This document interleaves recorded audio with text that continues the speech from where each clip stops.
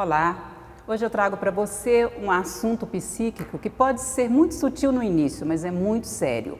Nós vamos falar sobre síndrome de Diógenes ou síndrome de acumuladores, que são aquelas pessoas que acumulam muitos objetos inúteis. E quem vai explicar por que isso acontece, quando e como isso acontece é a psicóloga e psicanalista Thaís da Silva Pereira, que está aqui ao meu lado no programa de hoje. Seja muito bem-vinda, Thaís. Obrigada pelo convite, Vaceira. Vamos começar a entender o que é síndrome de Diógenes, em que consiste isso, Thaís?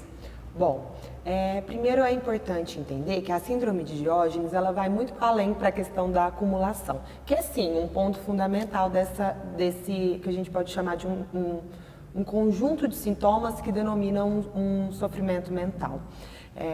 Primeiro, essas pessoas não têm muito critério, não têm muita crítica a respeito do problema que elas vivenciam. Essa questão do acúmulo de objetos, se dá de objetos inúteis, objetos que para quem está de fora não tem nenhuma serventia, mas que para essas pessoas em algum momento pode ser muito útil ou tem algum sentido que para aquela pessoa só ela pode dizer qual é. Outra característica importante é o isolamento social, o distanciamento, a ruptura de alguns vínculos importantes pode acontecer também. Vínculos afetivos, profissionais, afetivos. Um distanciamento do mundo externo. Essa barreira de objetos concretiza um pouco disso. Você acha que tem uma visão distorcida do mundo, então, quando ele passa a acumular, ele acha que aquilo para ele é importante, enquanto todos ao redor percebem que aquilo não é importante? Tem uma certa distorção. Não quer dizer que quando a gente vai conversar com essas pessoas, eles vão ter um discurso muito delirante, desorganizado. Não, nem sempre. Existem pacientes que têm uma psicose associada, mas muitos não têm. É na sutileza do discurso desses pacientes, dessas pessoas que acumulam, que aparece ali uma distorção, principalmente em relação a esses objetos, que para quem está de fora não tem nenhuma utilidade, às vezes objetos como embalagens de pizza, lixos mesmo, que a gente até pode pensar, mas poderiam ser reciclados. Não tem, ficam ali acumulados, mas na fala dessas pessoas em algum momento vai ter uma utilidade ou eles preferem que fique ali, perto deles. Mas fica acumulado assim, de certa maneira, catalogado, desorganizado dentro de casa ou assim, solto? Vai tomando conta de todos os ambientes? Tomando conta de tudo. É diferente do colecionador, né, que tem um critério de organização. Na síndrome de Diógenes não tem critério. Nem sempre tem um critério até dos objetos. Às vezes são vários objetos que nem sempre tem uma lógica da ligação e da associação entre eles, para a gente que está de fora, e que normalmente estão espalhados, vão se acumulando de fato, em alguns casos extremos, inclusive a gente não consegue entender como a pessoa consegue conviver naquele ambiente, viver naquele ambiente. Thaís, você é professora nas universidades, professora universitária tanto na UniUB, Universidade de Uberaba, como na UFTM, Universidade Federal do Triângulo Mineiro. É possível, é claro que em toda essa formação, e você também participando da formação, da construção, na formação das pessoas, como é que você entende, do ponto de vista da psicologia, se existe um fator desencadeante para a síndrome dos acumuladores ou não? Bom, o que as pesquisas nos mostram é que metade dos casos, até hoje descritos na literatura, tem uma associação com algum transtorno psiquiátrico prévio. Então, nesse caso, a síndrome de Diógenes ela seria secundária. Ela já teria um transtorno que abriria as portas para ela acontecer, quase como um conjunto de sintomas desse transtorno. Como, por exemplo, o transtorno obsessivo compulsivo, esquizofrenia. Que é o TOC, né? Que é o TOC. Já está muito falado aí na sociedade, né? O TOC. A esquizofrenia, alguns casos de depressão grave, demência, a maioria das pesquisas mostra uma associação com a demência, principalmente em idosos. Então, tem alguns transtornos de personalidade que podem abrir as portas, mas é metade. E a gente fica pensando, e a outra metade? O que é que acontece? Ainda precisa de muita pesquisa, porque pode sim ser enigmático. Tem situações que a pessoa não tem nenhum tipo de transtorno, mas alguma situação estressante pode acontecer, por exemplo, uma perda, uma separação, uma mudança abrupta na vida, uma situação de violência, que pode abrir as portas para o transtorno, para a síndrome de Diógenes aparecer. O que ela emite, assim, psiquicamente, quando ela pensa assim, vou acumular, vou guardar? É uma insegurança, será? É um medo? É uma frustração? O que vem atrás disso aí? Nem sempre existe uma intenção tão clara por trás desse acúmulo. A gente pode pensar assim, na maioria dos transtornos de alguma forma, psíquicos, sofrimentos psíquicos, eu prefiro chamar assim, o sintoma é uma forma de contar sem querer ao mundo, né? E ao mesmo tempo lidar com aquele sofrimento. E nem sempre isso é claro, na maioria das vezes isso é inconsciente. Então, é sofredor? Se é inconsciente, ele tem não algo que está mobilizando um sofrimento e a forma de lidar, que a gente vai chamar de sintoma, acaba apaziguando, sim. Agora, o sofrimento, só o próprio paciente pode dizer pra gente qual é. E às vezes você entende que ela também pode ter uma dificuldade em definir por que ela está sofrendo, por que ela está fazendo aquilo? Por isso que é importante a ajuda profissional. Porque a pessoa, na maioria dos casos, né, nesse caso da síndrome de Diógenes, começa a acumular. Para ela aquilo tem um sentido quase que vital, visceral, ela não consegue abrir mão daqueles objetos, por mais inúteis que eles possam parecer, por mais que o ambiente vai ficando inabitável, mas ela não sabe o porquê daquilo. Ela sabe que aquilo tem um sentido para ela. E aí, em alguns momentos, alguém tem que se aproximar e entender o que está acontecendo. Significa dizer que ela tem um apego, uma possessividade na vida, no conjunto todo, ou é só naquele caso ali mais específico? Nem sempre tem isso em todas as situações, mas é o mais comum, sim, que esse comportamento de apego, de dependência possa acontecer em outras situações da vida. Só que quando a síndrome de Diógenes se instala como tal, é como se tudo isso se deslocasse para os objetos, né? Foi interessante você ter feito essa pontuação. Em algum momento da vida, parece que todo esse afeto, toda a ligação afetiva, todo o vínculo, todo o apego é deslocado e concentrado nesses objetos, que pra gente é um enigma. Por que esses objetos, né? Principalmente objetos que para o resto da sociedade às vezes não tem mais serventia, mas para aquelas pessoas tem. Por isso que é importante entender que existe um sofrimento instalado atrás disso. E a ajuda? Você acha que esse paciente ele é resistente à ajuda? Como é que é feito, é conduzido para ele receber ajuda se ele não percebe muito bem que ele está doente? Sim. Na maioria dos casos, existe uma negação importante, né?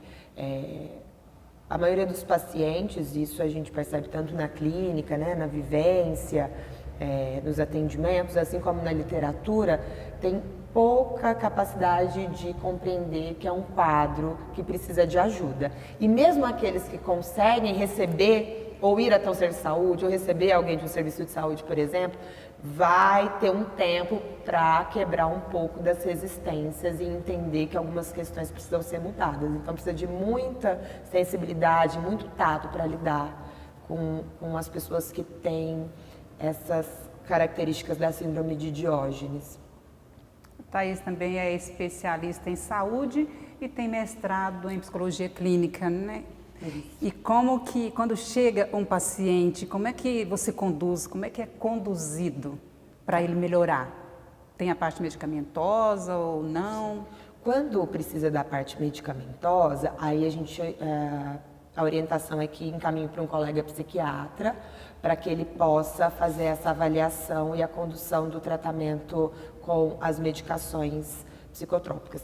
Agora, o que normalmente acontece é que raramente esses pacientes vão parar num consultório de psicologia para uma psicoterapia.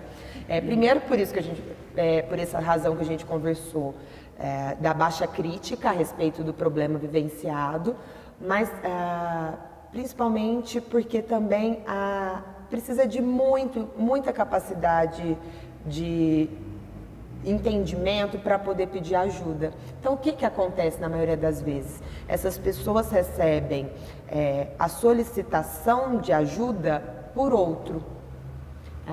Então, um vizinho, um familiar ou alguma unidade básica de saúde próxima é acionada e aí eles podem trazer ajuda para o paciente, normalmente na própria casa do paciente. Então, o que funciona mais nesses casos? Pensando que poucos pacientes vão até o consultório. O profissional ir até a casa da pessoa que sofre da síndrome de Diógenes. Então, uma pessoa da família pode acionar um profissional, um vizinho, né? As unidades básicas de saúde, pensando no SUS, seria uma forma de acionar um serviço rápido, que eles têm esse trabalho de ir até as residências pela visita domiciliar.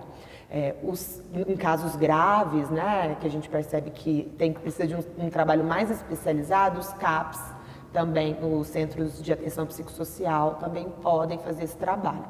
No nível do contrato particular, né, existem profissionais de saúde mental que trabalham com um atendimento chamado acompanhamento terapêutico, que a gente chama de AT. O AT é um profissional de saúde mental que ele sai desse enquadre tradicional do consultório, das quatro paredes, principalmente para casos graves, como alguns casos de síndrome de Diógenes, em que o paciente não tem condições de ir até um consultório, e aí esse profissional vai até a realidade do paciente e faz um trabalho pensando nessa proposta de se inserir no contexto da vida daquele paciente e acompanhá-lo ali nas dificuldades do dia a dia. Isso é muito utilizado em pacientes de saúde mental de modo geral, e para a síndrome de Diógenes eu penso que, além desses serviços que a rede de saúde contempla, no nível de um trabalho autônomo seria interessante. Quando você fala em baixa crítica, você refere-se à falta de uma higiene pessoal, a uma falta de pudor, tem a ver com isso?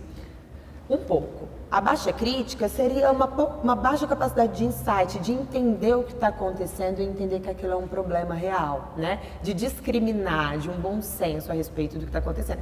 Isso pode, inclusive, entrar na parte da higiene pessoal e do cuidado do ambiente, que é uma característica são duas características importantes da síndrome de Diógenes, sim. E aí Thaís, em que fase da vida existe uma faixa etária onde é mais predominante? Sim. É mais predominante em idosos. A partir de 60 anos, principalmente a partir de 60 anos. E como também está muito associado à demência, acaba também se associando mais a essa faixa etária.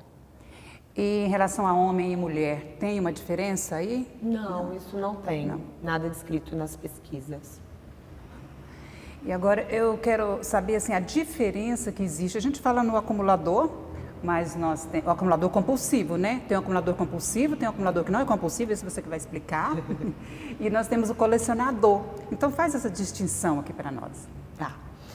Vamos primeiro pelo oposto. Então, o colecionador, ele tem essa característica de ter uma afinidade, uma ligação afetiva com um objeto específico, né? Então, por exemplo, um relógio, obras de arte, moedas, chaveiros, canecas. Chaveiros. E aí, esse objeto tem algum sentido para aquela pessoa, que também só ela pode dizer, né? Mas tem um objeto específico em que eu sinto um prazer, né, em colecionar e ter uma ligação lógica para mim, às vezes histórica, daquele objeto. Então, alguns fazem uma linha do tempo e fazem um mapa ali daquele objeto no mundo. Então, tem uma lógica mais estabelecida. E em muitos casos não tem nenhum tipo de sofrimento aí, ou não tem um problema, uma limitação que vem a partir daí. Ou grandes limitações, pelo menos. O acúmulo, digamos que o acúmulo natural, né? Nenhum de nós podemos escapar disso. Pode acontecer qualquer um de nós. Então, às vezes, acumular papéis, documentos, fotos, alguns objetos por um tempo. Mas qual que é a diferença que fala? O que nos transforma, às vezes, numa síndrome de Diógenes? Poder, de fato, se questionar a respeito disso. Então, por exemplo... Eles estão perto ou não? É uma linha muito tênue, o normal e o patológico de um modo geral, né? Inclusive nesses casos. Então, é uma linha muito tênue. mas com diferenças importantes. Então, no caso de um acúmulo normal, em algum momento essa pessoa vai se incomodar com isso e vai falar, poxa, assim, não tá dando, eu preciso dar um jeito nisso, né? Eu preciso chamar alguém para me ajudar, eu preciso pôr isso em dia, aquela desorganização incomoda o sujeito, por mais que em algum momento ele não sabe muito bem como lidar com aquilo. No caso da síndrome de Diógenes, nesses acumuladores, né, que se tornam de fato um sofrimento importante, primeiro tem um baixo incômodo a respeito dessa desorganização e desses objetos que vão invadindo toda a vida do sujeito. Né? É como se eles tivessem mais tolerância para essa desorganização, para esse acúmulo. Não tem essa linha do tempo, essa ordem lógica do colecionador, né? Um objeto ali definido. São objetos variáveis, lixo, embalagens, misturados com livros, misturados às vezes com comida. Então tem uma desorganização ali instalada. E na maioria das vezes não entendem o quão grave é aquilo que está acontecendo na vida deles. Diferente de alguém que acumula, às vezes se pega numa situação de acumulação durante a vida. E eles têm uma característica, pode ser definido de uma maneira socioeconômica, cultural? Tem algum que predomina aí ou não? Não. É interessante isso. Na literatura não tem nada que justifique a respeito de diferenças socioeconômicas ou diferenças em aspectos cognitivos. Inclusive, tem muitos casos relatados de pessoas com uma vivência e uma história aí socioeconômica interessante durante a vida e que isso, em algum momento, a desorganização vinda da síndrome de Diógenes acontece. Inteligência, sim, é um conceito que está bastante estudado e bastante refletido, mas eu posso te perguntar se são pessoas consideradas dentro do nível normal da inteligência ou abaixo? Não tem também isso descrito na literatura. A inteligência também não é algo que seja determinante para a síndrome de Diógenes. Também tem uma variedade de amostras aí, né, nas pesquisas e todas elas acabam revelando que diferentes níveis de respostas a respeito da inteligência podem também desenvolver síndrome de Diógenes. Então, dentro desse padrão, Thaís, você tem índices, por exemplo, índices mundiais, índices no Brasil, que demonstram quanto que nós estamos tendo dessa patologia e se tem um crescimento? Então, o que as pesquisas mostram, de um modo geral, né, no mundo, uma incidência que acontece é de 5 para cada 10 mil pessoas. Então, não é algo que deve ser ignorado, mas ainda não é uma epidemia, algo que tem uma relevância tão grande nos casos de sofrimento psíquico. Acontece, a gente tem que se atentar, essas pessoas têm que ser cuidadas, mas é um número que tem certa expressão, mas ainda não é algo alarmante. Mas o que é alarmante nesses casos? Como essas pessoas vão se isolando muito, a dificuldade de acesso aos serviços ou distanciamento da família, dos vínculos, isso vai deixando esses sujeitos cada vez mais isolados e a possibilidade deles se tratarem diminui muito. Esse vínculo familiar aí compromete bastante, então, quem tem essa síndrome. As relações de afeto, marido e mulher, relacionamento com filhos, relacionamento do trabalho, se ele isola, ele sai do mercado de trabalho? Sim, pode comprometer muito a vida desses sujeitos. Primeiro porque, de fato, a vida fica pouco prática e pouco útil mesmo, porque vamos pensar uma casa onde você não consegue circular, porque ela é dominada por vários objetos onde você não se encontra, né? Aí já pensando no trabalho já é uma dificuldade. Pensando na família, as pessoas que convivem com essa pessoa que sofre da síndrome de Diógenes têm muita dificuldade de compreender. Inclusive, em alguns casos, a família não entende nem que isso é um problema. Algumas pessoas vão por um julgamento como se fosse somente falta de higiene, né? Como se fosse sujeira, como se fosse um descuido, não entendem que tem um sofrimento ali por trás, né? E aí alguns familiares vão se afastando também, porque conviver nesse ambiente também é muito, muito complicado. Geralmente quando ele vai estocando também alguma coisa, é difícil para a pessoa, quem não está com esse problema, de entender, alguém da família, né? Aceitar, entender, como é que ela vai fazer uma reeducação. Porque às vezes ali tem um monte de livro, a pessoa vai lá, alguém na casa, vai, organiza direitinho, mas se tira um, a pessoa que tem a patologia, que é um acumulador, percebe e já cria um caos, né? Sim, é um caos de fato. Aí você percebe que tem um sofrimento mesmo. Quando há uma ameaça de retirar algo ou mexer naquela organização, entre aspas, que a pessoa cria.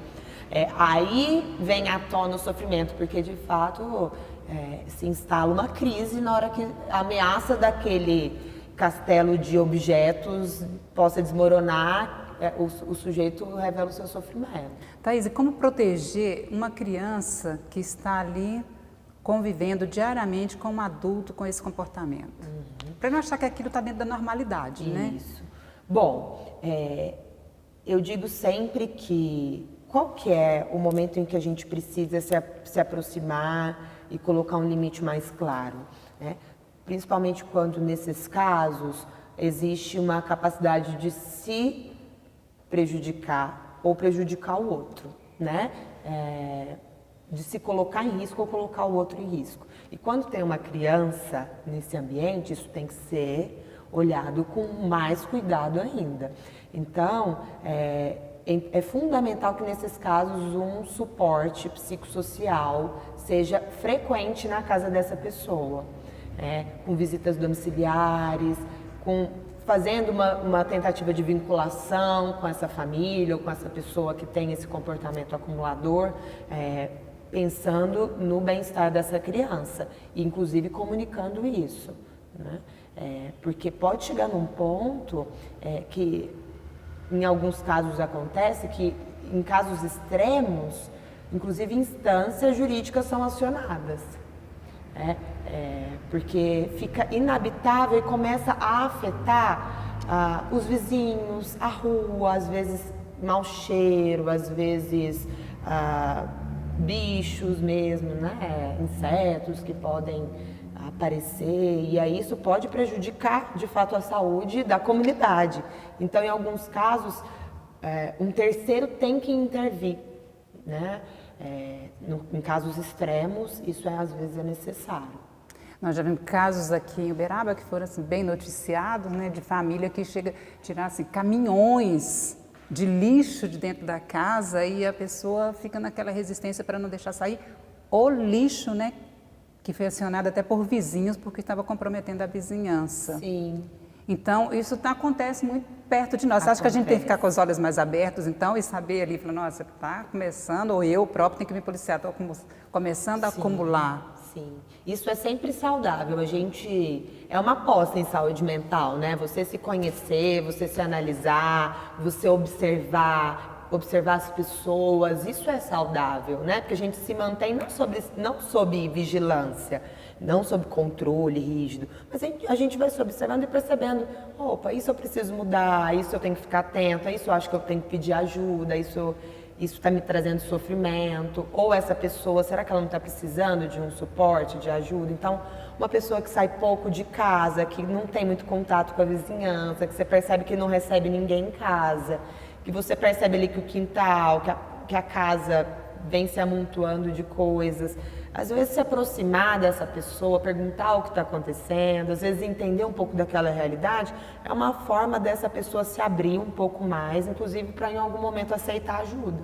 Vou te dar um exemplo, Thaís, de uma pessoa que compra muito camisetas dos mesmos modelos, cores diferentes, mas chega em casa, guarda tudo assim, separadamente, cor com cor, como se fosse mesmo uma loja, né?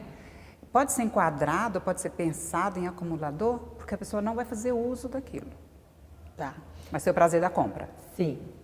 Então, nesse sentido, não necessariamente seria uma síndrome de Diógenes, né?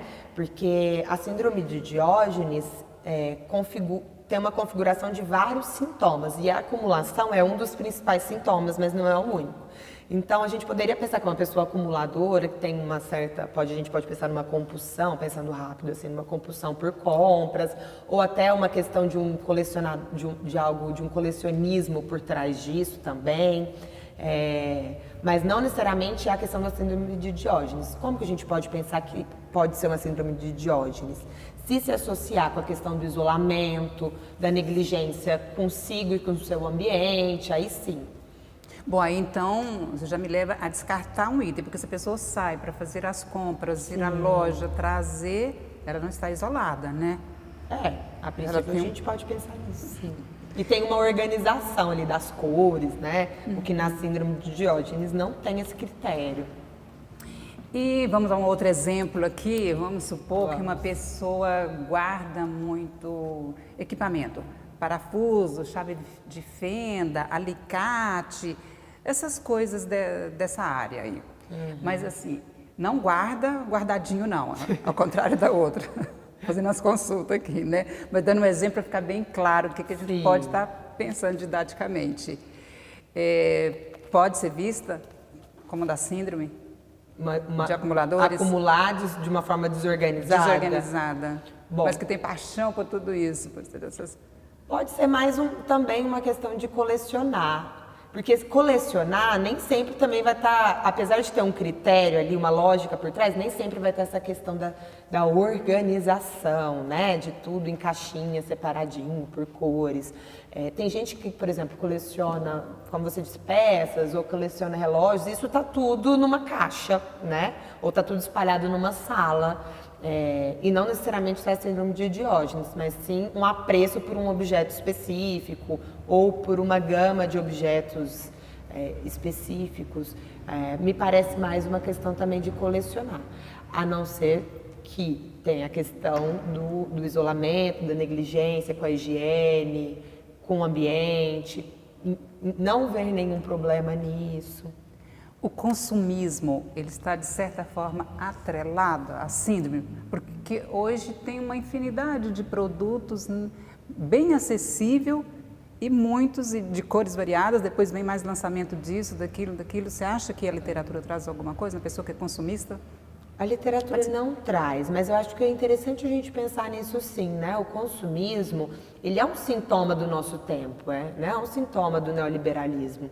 E isso traz outros tipos de sofrimento, né? Então, esta questão de um buraco sem fundo, né? Algo que não cessa. Então, eu preciso de cada vez mais, eu preciso sempre estar nesse movimento de ter, né? De comprar, de consumir e cada vez no ritmo mais acelerado, as coisas cada vez mais descartadas. Porque a gente vê o consumismo digital, né?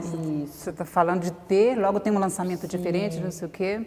Agora, então, eu acho que isso de precisar se apropriar das coisas materiais é sim uma característica que a gente pode até pensar num diálogo com a síndrome, a questão da importância do objeto concreto.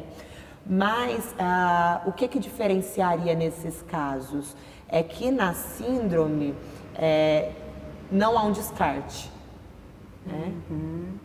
Então, se... Ele guarda, né? Se no consumismo eu compro uma camiseta, de repente eu tô com um monte de camiseta que eu não lembro mais, eu vou descartando aquilo, o celular por outro... Na questão da acumulação da síndrome de Diógenes, a pessoa não consegue se desfazer. É possível definir um tempo no avanço da síndrome, no desenvolvimento dela, a partir do momento em que ela se instala? Como que ela avança? É devagar? É rápido? Sim. É muito raro algo que venha do nada, né? Existem até situações mais abruptas, principalmente depois dessas situações de estresse ou de trauma. Aí sim, isso pode aparecer de uma forma mais rápida. Mas normalmente esse comportamento ele vai se desencadeando. Esse isolamento ele vai sendo construído durante o tempo. Por isso que eu falei da importância da gente se observar e observar as pessoas próximas a nós, porque naquele momento a gente falou sobre isso, porque pode ser que em algum momento eu perceba que aquela pessoa está se isolando, que ela está cada vez mais se rodeando ali de objetos, não se desfazendo, com uma negligência a respeito do autocuidado, a respeito do ambiente. E aí eu começo a perceber que tem algo acontecendo. Mas isso tem um processo, normalmente. Só que as pessoas falam, de repente, é porque ninguém estava observando, né?